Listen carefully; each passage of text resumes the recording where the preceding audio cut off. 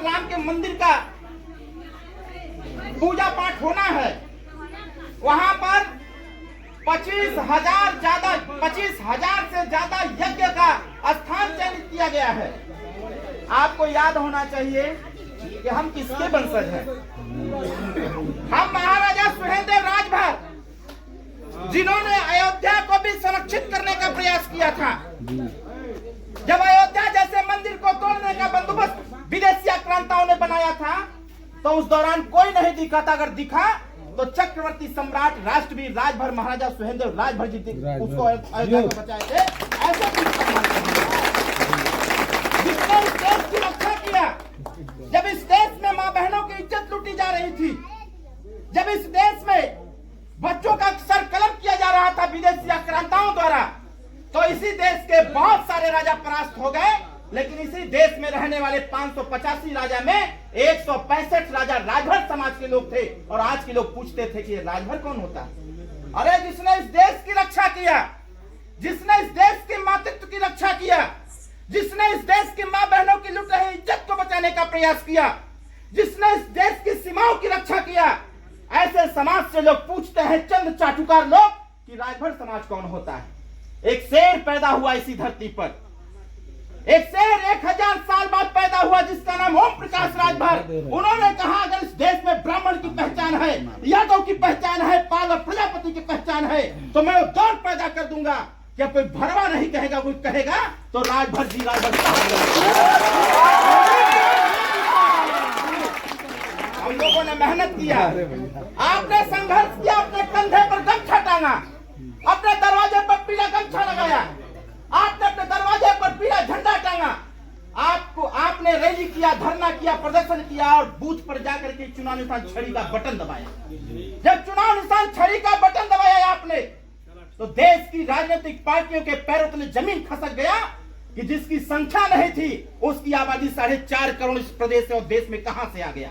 कहने का मेरा तात्पर्य है साथियों, हमारे बच्चे सब वीडियो बना रहे हैं, हम यहाँ से चले जाएंगे, तमाम लोग इंस्टाग्राम पर लगाएंगे, रील्स लगाएंगे, फेसबुक पर डालेंगे, यूट्यूब पर डालेंगे और बहुत सारे बच्चे व्हाट्सएप ग्रुप में इसको दौड़ाएंगे।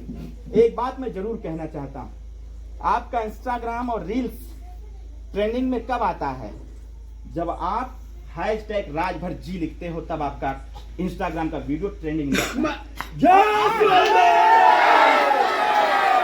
आज देश की मीडिया हो चाहे प्रदेश की मीडिया हो, जब तक ओम प्रकाश राजभर का नाम नहीं लेता है तब तक उसका चैनल भी ट्रेंडिंग में नहीं आता है।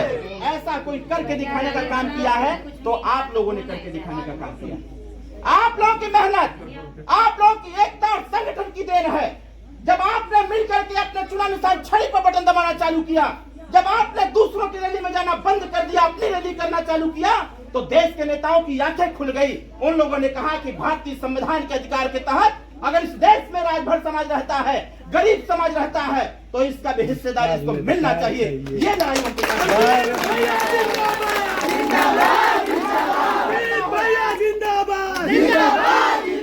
आपसे आग्रह करता हूँ, इस दबदबा को बनाए रखिएगा। अगर हमने इस देश की रक्षा किया है, अगर हमने इस देश में 350 साल तक शासन किया है, इस देश में राजा सुहेलदेव राजभर एक ऐसे महान योद्धा थे। जानकारी का अभाव है आपके पास। इस देश में राजा सुहेलदेव राजभर ऐसे योद्धा थे जो जिस घोड़े से चलते थे उस घोड़े में लगाम नहीं रहता था। इस देश में एक और राजा थे महाराणा प्रताप, उनके घोड़े को लगाम लगाया जाता था। लेकिन राजभर समाज के राजा महाराजा सुहेलदेव राजभर, उनके घोड़े के नकलेल में लगाम नहीं होता था, उनका घोड़ा उनके दिल और दिमाग से चलता था। और राजा सुहेलदेव राजभर एक हाथ में भाला, एक हाथ में 80 किलो की तलवार लेके चला करते थे। उन्हीं की देन थी, उन्हीं की देन थी। 585 राजा में सारे राजा परास्त होने लगे और इस देश को संरक्षण देने का काम किसी ने किया, इस देश को बचाने का किसी ने काम किया, तो यही राजभर समाज के लोग इस सुहेलदेव भारतीय समाज पार्टी का निर्माण जब हम लोगों ने किया तो ऐसे ही नहीं किया था कि गीदड़ों के भपकी से हम डर के चले जाएंगे। पार्टी का निर्माण हमने किया, जान के ताजुब होगा। इस भारत का नाम भी किसी ने रखा गया है तो राजभरों के नाम से रखा गया। मैं इसको सिद्ध करना चाहता हूं। भारत के नाम इसको मैंने वहीं से चालू किया कि भर से भरत, भरत से भारत और भारत से भारतीय, और पूरा भारतीय को अगर संरक्षित करने का काम किसी ने किया तो उसका नाम सुहेल देव राजभर था। हमने बना दिया पार्टी सुहेल देव भारतीय समाज पार्टी। ये कहते थे कि भरन का घर कहाँ है, हमने कहा पहले घर बनाओ, जब घर बना देंगे तो यादव जी आ जाएंगे पार्टी में, ठाकुर साहब आ जाएंगे, चमार भाई आ जाएंगे, बिंद जी आ जाएंगे, सब जी आ जाएंगे। और उसके पहले क्या होता था, भरवा को भरवा कहा जाता था। और आज कोई कह के दिखा दे, जुबान खींच लिया जाएगा उसका कि भरवा नहीं, अब राजभर जी कह के संबोधित करो। राजभर साहब कह के देश की चैनल बोलती है कि राजभर साहब ओम प्रकाश राजभर जी हैं। कहने का मेरा तात्पर्य है कि आप जरा देखिए, जैसे जैसे आप में जागरूकता आई, जैसे जैसे आपने संगठन बनाया और जैसे जैसे आपने अपने बच्चों को पढ़ाना लिखाना चालू किया और राजनीति में हस्तक्षेप आपने किया, तो वो दौर देखिए, एक वो दौर था जब लोग भरवा कहते थे। भरवा से भर, थोड़ी सी परिवर्तन, थोड़ी ताकत और हम लोगों ने लगाया, प्रचार प्रसार किया, रैली किया, प्रदर्शन किया, धरना किया, जिला पंचायत लड़े, प्रधानी लड़े। परिणाम क्या आ गया, भरवा से भर और भर से फिर राजभर हो गए। 2017 में जब सभी लोग लपट करके पार्टी से विधायक बना दिए 4 ठो, तो वही भरवा, जिसको भरवा कहते थे, भरवा से भर, भर से राजभर और राजभर से राजभर जी हो गए। और जैसे ही नेताजी मंत्री बने, जैसे ही नेताजी मंत्री बने, जो भरवा भरवा कहते थे, जिस चैनल को जानकारी रही थी, वही चैनल कहना चालू कर दिए राजभर साहब। और जब मंत्री पद से हमने रात को 3 बजे इस्तीफा दिया, पूरे प्रदेश की सरकार हिल गई कि बाहर ओम प्रकाश राजभर कैसे नेता हो यार, लोग एक प्रधानी जीतने के लिए 1 करोड़ रुपया खर्चा कर देते हैं और तुम 8 मंत्रियों से इस्तीफा दिला रहे हो। तुम्हारे जज्बात को सलाम करता हूं। और असली में कोई नेता अगर है उत्तर प्रदेश में तो उसका नाम ओम प्रकाश राजभर, मैं नहीं। ओम प्रकाश राजभर जिंदाबाद, जिंदाबाद, जिंदाबाद, जिंदाबाद, जिंदाबाद। जागरूकता आ गई है। अगर आप अपनी अपनी लड़ाई लड़ने के लिए तैयार हैं, आपको लगता है कि हम सबको एकजुट रहने की आवश्यकता है, तो मेरा एक आदेश है आपको, इस एकजुटता को इतना अखंड रखो कि आने वाला कोई भी व्यवस्था आपके बीच में आवे, वो व्यवस्था भी टूट करके चकनाचूर हो जाए। आपके एकता और संगठन के सामने कोई भी आपको प्रलोभन, आपको झुकाने का काम न करे। इसलिए मैं एक बात करते हुए जरूर कहूंगा, अभी हम सभी लोग लगे हुए हैं, हम सभी लोग लगे हुए हैं कि उत्तर प्रदेश नहीं देश स्तर पर हमारी पहचान अंतरराष्ट्रीय स्तर पर हो जाए। और साथियों, इस समय ये पीला गमछा ट्रेंडिंग में है, जानकारी है ना पीला गमछा? ये पीला गमछा लगा के अगर उत्तराखंड में कौनो पंडित जी भी टहरत हुआ तो उन्हों को देख के लोग कह देते हुए कि सुहेल देव भारतीय समाज पार्टी वाला हुई। तो आप सफेद गमछा मत खरीदिए, जब भी खरीदिए तो पीला गमछा खरीदिए। और पीला गमछा खरीद करके जब अपने कंधे पर चलेंगे तो आपके थाने का दरोगा भी, आपके इंस्पेक्टर भी, आपके अधिकारी भी आपको समझ जाएंगे कि ये ओम प्रकाश राजभर के पार्टी का नेता है, इसको छेड़छाड़ करने की कोई आवश्यकता नहीं है। अभी मैं एक गांव में था, कौन गांव था वो पुल वाला? रणवीरपुर। मतलब आप देखिए किस प्रकार की दहशत है, दहशत नहीं कह सकता हूं, आपके संगठन की जो ताकत है। रणवीरपुर गांव में राजभर बस्ती के बीच से एक नाला निकला हुआ है और उस नाले पर पुल नहीं है। मैं आज गया था वहां, एक दादाजी को मैंने देखा कि वो उससे गुजर रहे थे और पेड़ का डाली लगा करके एक पार से दूसरे पार किया जा रहा था। फागू भैया मेरे साथ हैं, हमने कहा कि फागू भैया, निरहुआ एक गाना गाया था, जो कोई नहीं किया हो हम करके दिखाएं। हमने कहा रुकिए, इसको हम अब ये चापते हैं, कैसे नहीं होगा। खटाक से फोन लगाए डीएम साहब को, हमने कहा डीएम साहब ही बताइए, हमारे लिए तो आप ब्रिज बना दिए हैं कि हम रेलवे ट्रैक पार कर जाएंगे, लेकिन ये बताइए सब जब शहरिये में काम हुई तो गाँव में क्या हुई, कहीं हुआ क्या?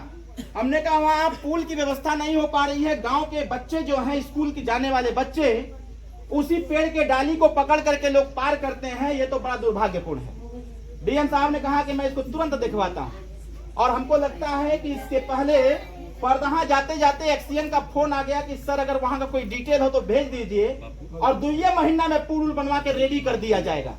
कहने का मतलब ये है कि आपकी संगठन बहुत मजबूत है। एक दूसरे को जोड़िए अपने साथ, उस समाज को भी जोड़िए जो राजनीतिक तौर पर पिछड़ा गया है, उस समाज को भी अपने साथ जोड़िए जो गरीब है, बेबस है, लाचार है, जिसकी राजनीति में पकड़ नहीं है। ऐसे लोगों को जोड़िए अपने साथ और उनकी कोई भी समस्या हो, उनके समस्या के समाधान के लिए अपने नेताओं से जरूर संपर्क करिए ताकि आपकी समस्या का समाधान हो सके। इसलिए मैं आपसे कहना चाहता हूं कि अभी जो माननीय नेताजी ने व्यवस्था दे रखा है उसको भी जानने की आवश्यकता है। अगर आज हम सभी लोग, हम सबको पता है कि आज देश के किसी कोना में चले जाइए, दुनिया के किसी कोने में चले जाइए, अगर आज राजभर जी का जय जयकारा और डंका बज रहा है तो पीले गमछे की देन है, सुहेलदेव भारतीय समाज पार्टी की देन। सही कह रहा हूं कि गलत कह रहा हूं? जोर से बोलिए। अगर जब जान पहचान हो गई तो अब तक हिस्सेदारी की बात होए के चाहिए। हाँ बिल्कुल। अभी परसों आप देखे होंगे कि मुख्यमंत्री जी के साथ फेसबुक पर खूब फोटो चल रहा था, देखे था ना, ट्रेंडिंग में था उस दिन, परसों, आज भी चल रहा है। मुख्यमंत्री जी से हम लोग जब मिले तो हम लोगों ने कहा कि सर कोई ऐसी व्यवस्था बनाइए जिससे गरीब का कल्याण हो सके। बिजली के बिल से तो सब लोग परेशान हैं, बहुत परेशानी है ना, 90% नहीं 100% बिजली के बिल से सब परेशान हो। तो इस परेशानी का समाधान भी निकाल दिया गया है, बस जानकारी नहीं आ पाई आप लोगों तक। 4 नवंबर को मैं मुख्यमंत्री जी से मिला था और 4 नवंबर को मिलने के बाद 8 नवंबर को एक आदेश जारी हुआ है। ये आदेश 30 दिसंबर तक रहेगा, वही मैं बताने आया हुआ हूँ। वो आदेश 30 दिसंबर तक रहेगा। आदेश क्या है इसको समझने का प्रयास करिए। जिसके घर में एक ठो बल्ब चल रहा है, पंखा चल रहा है, उसके भी दरवाजे पर 25,000 का बिल आ गया है। जब इस बात की चर्चा हमने मुख्यमंत्री जी से किया तो उन्होंने पूछा कारण क्या है। हमने कहा कारण बस यही है सर कि विद्युत विभाग में जितने कर्मचारी प्राइवेट सेक्टर से आए हुए हैं, ये सब लोग लिख लिख करके गरीबों के यहाँ बिजली बिल भेज रहे हैं और गरीबों को परेशान कर रहे हैं। मुख्यमंत्री जी ने कहा उपाय, हमने कहा सर उपाय यही है जो लड़ाई हम लड़ रहे थे कि अगर हमारे आपके वोट के दम पर इस देश और प्रदेश के पूंजीपतियों का कर्जा माफ हो सकता है तो हमारे आपके वोट के दम पर उत्तर प्रदेश के गरीबों का बिजली बिल भी माफ होना चाहिए। इस बात को 4 तारीख उन्होंने कहा कि इसकी शुरुआत करते हैं पहले चरण से। तो चरण क्या है? 8 नवंबर को एक आदेश आया हुआ है आपके फीडर पर जहां आप बिजली बिल जमा करते हैं। 8 नवंबर से 30 नवंबर तक इस बात को ध्यान से सुनिएगा। 8 नवंबर से 30 नवंबर तक आपके बिजली बिल पर जो चक्रवृद्धि ब्याज लगा करके बिजली बिल आया है 3,000 और ब्याज लगा के कर दिया गया है 15,000। आपका जितना ब्याज है बिजली बिल पर, जितना ब्याज है मैक्सिमम, वो 30 नवंबर तक 100% माफी का था। 30 नवंबर से 10 दिसंबर तक वो 90% था और 10 दिसंबर से 30 दिसंबर तक वो 70 से 80% पर जाकर के खत्म हो जाएगा। जितने लोग बिजली का बिल नहीं जमा कर पाए हैं जरा पता कर लीजिएगा। फीटर पर एक फार्म मिल रहा है, उस फार्म को भर ओढ़ करके जमा कर दीजिए। आपका जितना बकाया है ब्याज वाला वो सब खत्म हो जाएगा और एक नॉमिनल जो है, मतलब कम से कम पैसा जो बिजली का बिल है वो आपको जमा करके छुटकारा पा लेने की आवश्यकता है। अभी परसों मैं मिला था मुख्यमंत्री जी से, उनको फिर से यही बात बताया कि सर ये जो व्यवस्था लॉन्च की गई थी वो व्यवस्था भी गांव तक नहीं पहुंच पाई है, उसकी सूचना अधिकारी नहीं दे पाए हैं, ये मनमाना तरीके से लुटाई चालू कर दिए हैं, इसलिए ये व्यवस्था गांव तक पहुंचे, गांव के लोगों को जानकारी में आवे, इसलिए इसको और आगे बढ़ाने की आवश्यकता है। मुख्यमंत्री जी का कहना यह है कि आने वाले चुनाव जो 24 का है, आचार संहिता लगने के पहले तक ये व्यवस्था कंटिन्यू लागू रहेगी ताकि गरीब अपना बकाया माफ करवा सके और गरीब सुकून से रहने का काम कर सके। इसलिए इसका लाभ लीजिए, पहला काम। दूसरा काम ये, जैसे हम लोग बार बार इस बात को कहते थे कि उत्तर प्रदेश में कोई विधायक, सांसद, मंत्री हो गया तो उसका इलाज सरकारी तंत्र के माध्यम से निःशुल्क होता है। हम लोगों ने कहा जब वोट सभी लोग देते हैं तो ये व्यवस्था सबके ऊपर लागू होना चाहिए और उसी कड़ी को देखते हुए हम लोगों ने योजना बनाया। जो आयुष्मान कार्ड बन रहा था बहुत सारे लोगों का नहीं बन पाया है। सरकार ने व्यवस्था लॉन्च कर दिया है कि जिसके पास राशन कार्ड होगा और उस राशन कार्ड में 6 लोगों का नाम दर्ज होगा, उन्हीं का आयुष्मान कार्ड बनेगा। परसों मुख्यमंत्री जी से मिलने के बाद इस बात पे चर्चा हुई कि सर मान लीजिए किसी के परिवार में 2 व्यक्ति हैं, तो इसका मतलब उसका आयुष्मान कार्ड नहीं बन पाएगा। उन्होंने कहा कि यथाशीघ्र हम इस पे पैनल बनाते हैं और निर्णय लेते हैं कि जैसे पहले सबका बन जा रहा था वैसे फिर से एक बार चालू हो, ताकि हर गरीब व्यक्ति अपना आयुष्मान कार्ड बनवा ले और किसी भी उत्तर प्रदेश के किसी अस्पताल में आयुष्मान कार्ड से 5 लाख रुपए का इलाज बिना पैसे में होने की व्यवस्था कराई जा रही है। साथियों, इसको आगे बढ़ाने के लिए जैसे गंभीर बीमारी है, आप किसी अस्पताल में चले जाइए, अगर आपका आयुष्मान कार्ड बन जाता है 5 लाख रुपए तक का इलाज निःशुल्क होगा। कुछ दुर्व्यवस्थाएं अधिकारियों द्वारा फैलाई जा रही हैं। तमाम हॉस्पिटल में लोग आयुष्मान कार्ड पर जांच इलाज नहीं कर पा रहे हैं। ऐसे लोगों पर भी कठोर कानून बनाते हुए मुख्यमंत्री का निर्देश जारी हुआ है कि आयुष्मान कार्ड का पालन अगर कोई हॉस्पिटल नहीं करता है तो उसकी मान्यता रद्द कर दी जाए और उसके खिलाफ जांच बैठा दिया जाए कि आखिर हॉस्पिटल में इलाज क्यों नहीं कर रहा है। साथियों, आगे जो बात है, एक बात और है जिसको आगे बढ़ाने की आवश्यकता है।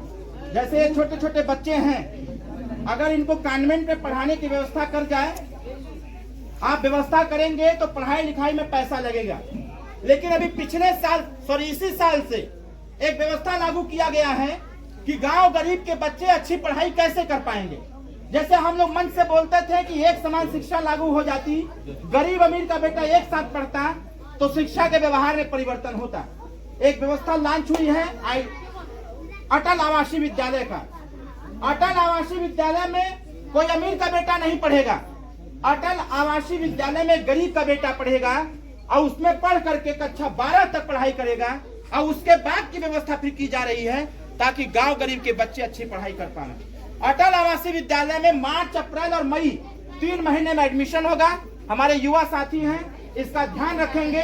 जो भी घर के बच्चे हों, ऑनलाइन फॉर्म जरूर भरिएगा ताकि आपके घर के बच्चे उस अटल आवासीय विद्यालय में जाके पढ़ें। उनको सारी सुख सुविधाएं दी जाएंगी जिससे कि वो बेहतर पढ़ाई करके आगे बढ़ने का प्रयास कर सकें। इसलिए मैं अंतिम बात कहते हुए कि आपस में एकता बनाए रखिएगा। देखिए एक बात और कहनी है हमको। यहाँ पर जो है, जैसे पार्टी ने 7 विधायक जीता है उत्तर प्रदेश में, पार्टी से 6 विधायक हैं। ये बताइए कि इस मऊ में, ध्यान से हमारी बात को सुनिएगा, इस मऊ में 2024 लोकसभा चुनाव में बताइए यहाँ पीला झंडा गाड़ना चाहते हैं कि नहीं गाड़ना चाहते हैं? कितने लोग चाहते हैं कि 24 में यहाँ झंडा पताका लहरे? सुभाषपा का हाथ उठाइए, हाथ उठाइए, दोनों हाथ उठाइए। अंधेरा है, मैं देख रहा हूँ सबको। चाहिए ना? तो फेसबुक पर, व्हाट्सएप पर, ट्विटर पर, यूट्यूब पर चालू कर दीजिए। और 2024 में सुहेल देव भारतीय समाज पार्टी यहाँ चुनाव लड़ेगी और आपके सहयोग से यहाँ चुनाव जिता करके इस क्षेत्र का कल्याण करने का बंदोबस्त किया जाएगा। साथियों, इन्हीं चंद शब्दों के साथ मैं बहुत बहुत बधाई देता हूँ, बहुत बहुत धन्यवाद देता हूँ आप सभी लोगों को। और आज हमारे बीच में इस गांव के पूर्व प्रधान जी बैठे हुए हैं।